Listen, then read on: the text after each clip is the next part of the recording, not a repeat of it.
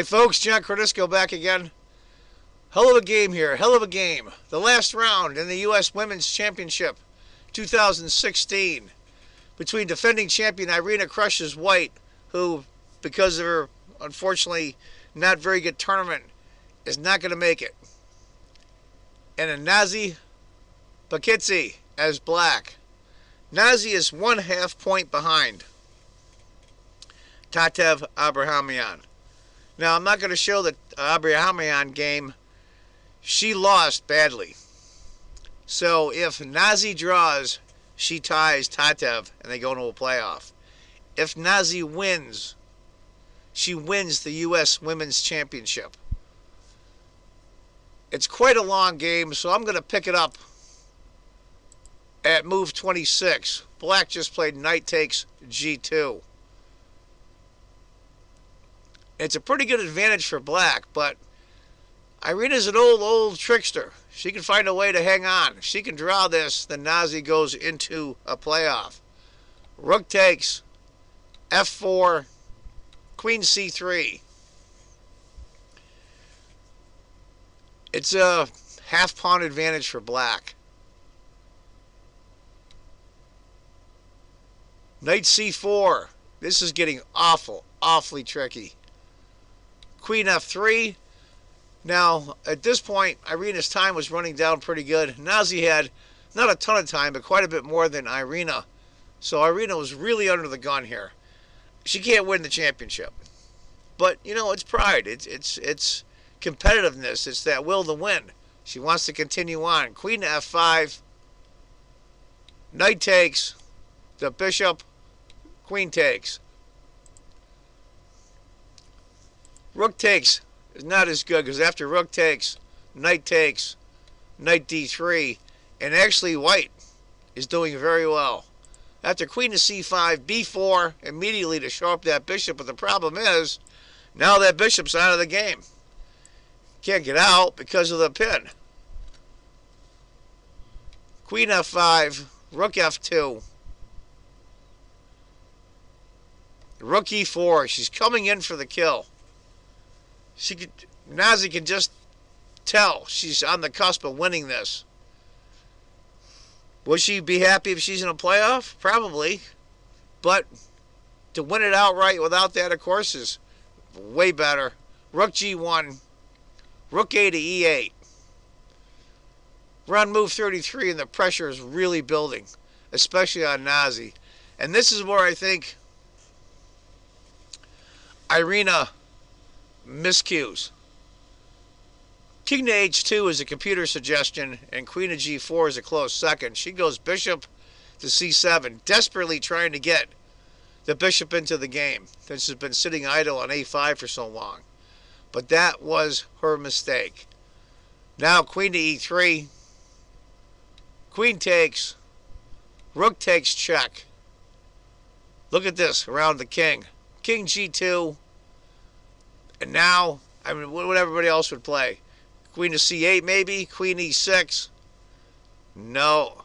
Knight checks. Beautiful stuff. Beautiful stuff. Queen takes.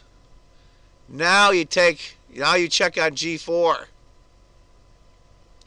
Give you an idea, if rook had taken, rook takes, rook, black loses. But after queen to g4, she's forced into blocking with the queen. Rook takes, bishop takes, rook e3. It's just piling on now. The pressure is on. And then we're on move 39. King to h2 and queen to h5 check was the 40th move. Now they both have their time. Interesting might have been taking the pawn. Rook comes up. But Irina's trying to make it as difficult as possible. After queen to h5 check, the king moves. Picked up the other pawn. Of course, looking at all kinds of threats here. King to h2. Has to do it. Rook e6. I like queen checks better. And after king to g2, rook c3. But after rook to e6, I imagine the nerves on Nazi's part. She's young. This is only her second U.S. Women's Championship. She played last year, did not lose a game, but she didn't win the championship either. And this tournament, she's played much better and has not had one loss, but has had more wins. Rook up. You got to play this just right, or you can lose it. King to g1, queen to d1 check, rook blocks, queen checks, rook blocks, rook d1 check. Here it comes. King to h2, only move. Queen to d1, now threatening mate in the corner, because white's pieces are blocking the king's escape. Has to move the bishop. Now she checks. King goes to g3. Rook to h1. Threatened mate again with rook here. Rook. Check. Rook. Check. Why she repeated, I don't know. Rook to h2. Now she goes queen g6 check. It's just nerve-wracking trying to figure all this out for her. Queen to h3, queen checks, king to g3, rook to e1. How is Nazi going to finish her off? Rook, check again, king to h2. It seems like white can hold on, but white can't. After queen to e4, bishop, grab the other pawn. Bishop f4. Queen e7. She's playing this beautifully. Threatened mate again. Mate here. King can't escape. King to g3. Rook e6. Here comes the rook. King h3. Queen d7. Has to move the king again. Rook e4. King g3, and he slowly goes in for the kill. Rook f3, g5. The bishop takes. Rook g4 check. It's over. Absolutely over. Great, great game. Give you an idea, after king to h2, queen takes. Rook takes, queen takes. There's no way you can survive that. So, Nazi Paikidze wins the U.S. Women's Championship. I do have to say there's a video after the game here with a small interview with Nazi, as well as the moment when she won, when Irina Krush resigned. And kind of emotional moment with her husband after she won. It was pretty cute. Anyway, folks, congratulations to Nazi, the new women's U.S. chess champion. Well deserved, I might add. And unfortunately, poor Tatev is the bridesmaid again. Now, I predicted Irina would pull this off and Tatev would be a close second. But I was wrong again, just like I was wrong on the U.S. championship. But oh well. You put your predictions out there, and sometimes you hit them and sometimes you don't. Again, congratulations to Nazi. And I want you all to remember, folks, if you think chess is just a game, you're not playing it right. Take care, folks. Bye-bye. To f2, and you don't pick up the bishop because that would allow a drawn ending like this.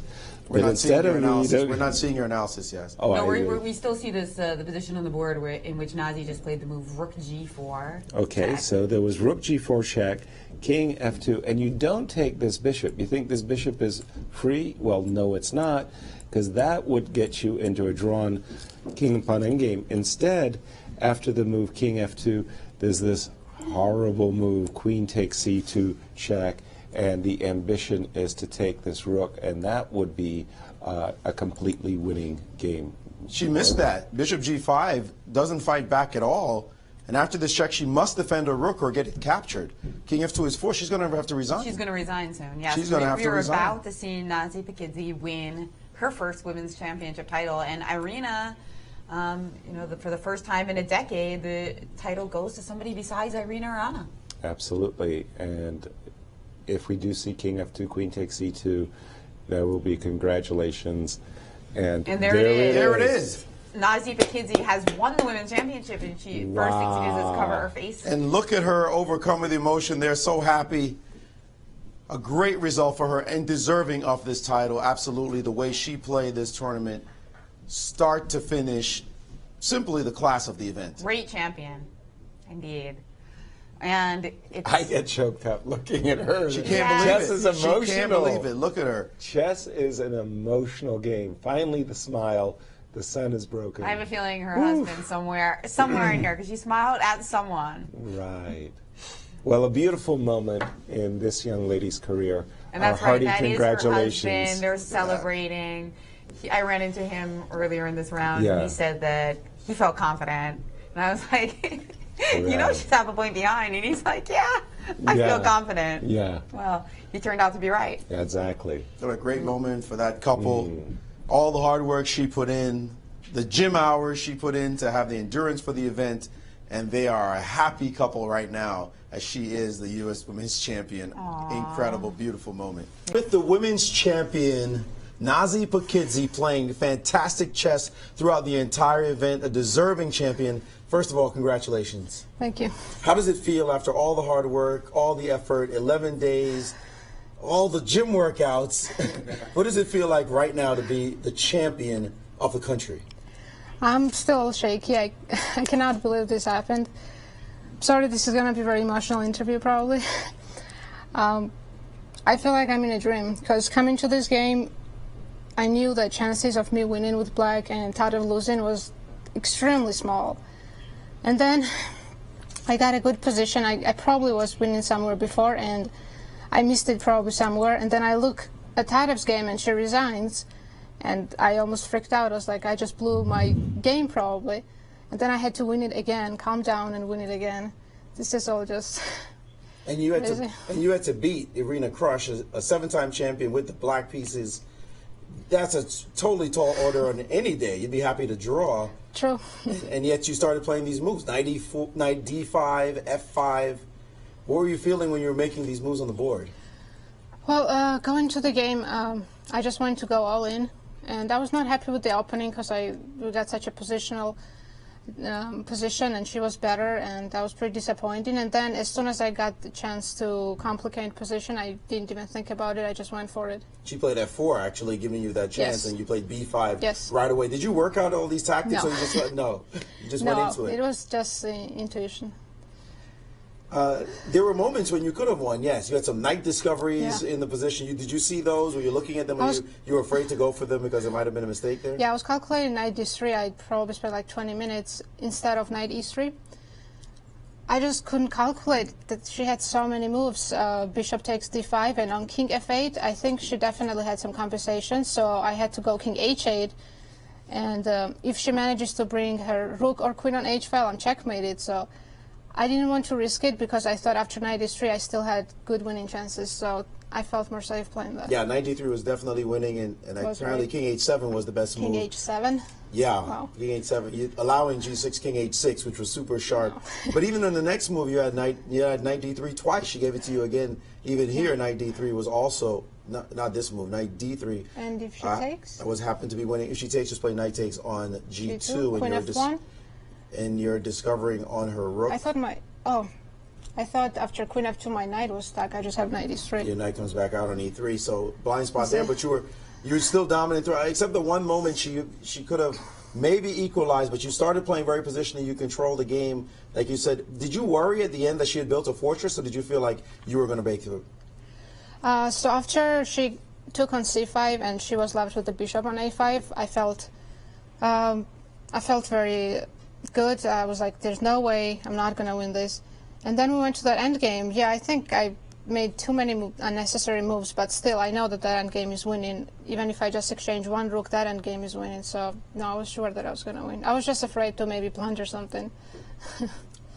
Then we saw when you won the game how you reacted, and we have it on screen right now. And also, here it is, your win, your surprise at winning, and also a beautiful moment there with your husband. What did it mean to be a champion with your husband in attendance?